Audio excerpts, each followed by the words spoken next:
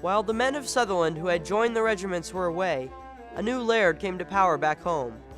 The daughter of the last Earl of Sutherland married the Marquess of Stafford, making him possibly the richest man in Britain, and eventually the first Duke of Sutherland. As soon as he came up to Dunrobin and looked around, Lord Stafford decided to launch a plan of what he called improvements, the next phase of ethnic cleansing.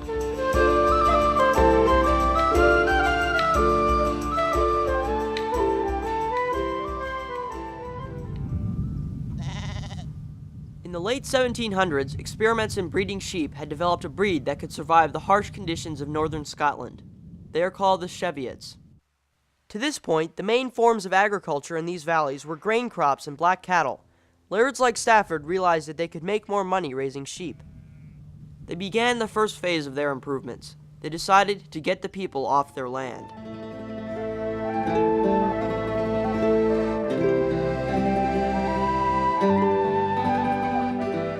At the time, the people of the Highlands lived on communal farms. Here we are in Arnold on the Isle of Lewis. Behind me is what was called a black house. These houses were lived in by crofters for centuries in Scotland. As you can see, the roof was made out of thatch with stones hung over it to keep it from blowing away. Right here is a pile of peat. Peat was used for heating and cooking and was put in the middle of the floor in a small fire. This particular black house is being kept as a museum to show how people lived. In this area, black houses were used until just a couple of decades ago. This is an open peat fire. This is where the family would gather to cook their meals after a long work day. In here is the entranceway where the chickens were kept, and in here is where the cattle was kept. As you can see, there's stables and a drain going off to the outside. Because this house is available, one can sit and try to understand what life was like in the homes up here in the early 19th century. This part of their lives is almost imaginable, but the next phase is not. This is Strathnaver in Sutherland, Scotland. In 1814, the people here were brutally evicted by the first Duke of Sutherland's henchmen, led by a man named Patrick Seller. A stonemason named Donald MacLeod was a witness to these evictions. By his account, there were 300 homes burning in the night. Entire townships were burned out. The residents were sent walking north towards the sea. Below me on this plateau was the township of Rossall. All that remains are piles of stones which made up the houses and other buildings. The tenants shared their kilns. They shared their stables and barns. It was a hard life, but one they had lived for hundreds of years, in this valley, only to be thrown out and replaced by sheep. In the same year, this valley, called Kildonan, was also cleared. In 1818 to 1819, the evictors were back in Strathnaver. Their tactics had not changed.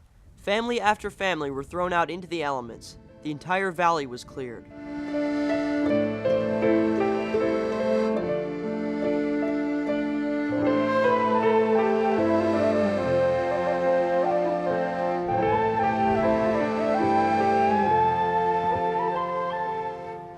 The tenants were driven to the coast. They were forced to try and eke out an existence from the sea, and from very small garden lots. Many chose to emigrate from places like Fort William.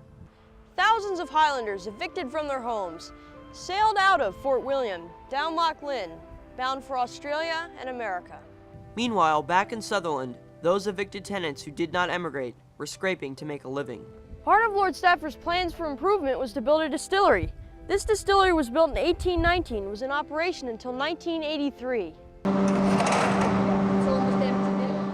A new distillery has been built on the site. We toured the process to see how they make single malt Scotch whiskey. The tour there is very informative. They told us how the grain is smoked over peat fires, then put into bins for fermentation. Then how that is distilled into spirits. This is the pipe where the spirit comes down. It goes into this building here, where it's put into kegs.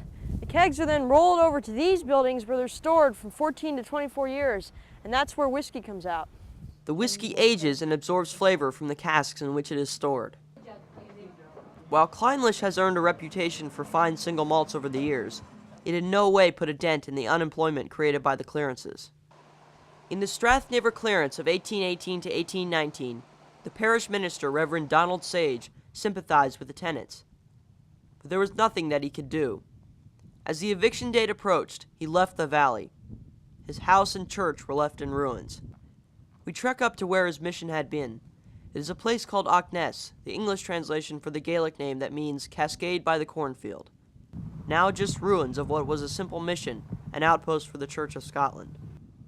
As I walk around where people came for guidance from the man of God, who was unable to help them, I wonder how the church could turn its back on the tenants. How was it that the powers that be in the church allowed such things to happen to their flock? But those were very different times.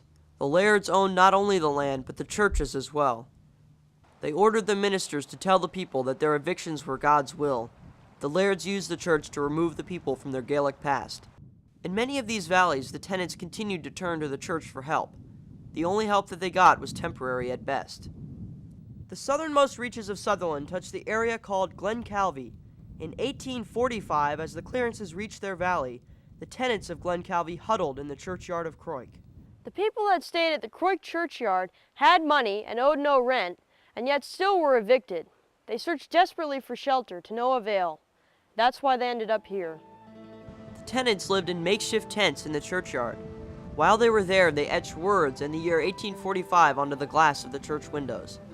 Those etchings are still visible today, protected by a plexiglass cover. They are the last remnants of the evicted tenants.